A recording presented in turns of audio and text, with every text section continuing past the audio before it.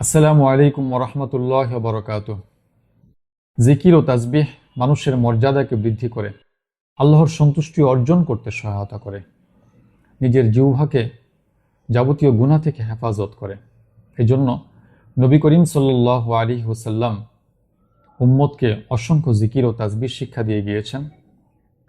হযরত আবু হুরায়রা রাদিয়াল্লাহু তাআলা আনহু থেকে বর্ণিত বুখারী শরীফের হাদিস, মহানবী সাল্লাল্লাহু আলাইহি ওয়াসাল্লাম বলেন, যে ব্যক্তি প্রতিদিন ১০০ বার পাঠ করবে, লা ইলাহা ইল্লাল্লাহু ওয়াহদাহু লা শারীকা লাহু লাহুল মুলকু ওয়া লাহুল হামদ ওয়া হুয়া আলা কুল্লি শাইইন কদির, আল্লাহ তাআলা তাকে 10টি গোলাম আজাদ করার সওয়াব দান করবেন। ওয়া কুতিবাত লাহু মিআতু হাসানাতিন, এবং তার আমলনামায় ১০০ নেকি লিখে দিবেন।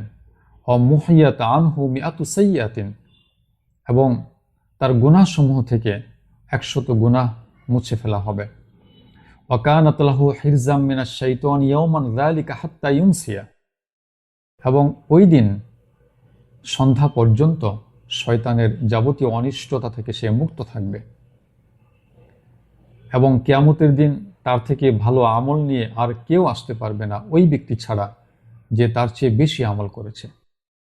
নবী করিম সাল্লাল্লাহু আলাইহি ওয়াসাল্লাম আরও বলেন, যে ব্যক্তি প্রতিদিন ১০০ বার পড়বে সুবহানাল্লাহি ওয়া বিহামদিহি, আল্লাহ তাআলা তার সমস্ত গুনাহগুলোকে মাফ করে দেবেন, যদিও তার গুনাহ সমুদ্রের ফেনাপুঞ্জের সমান হয়ে থাকে।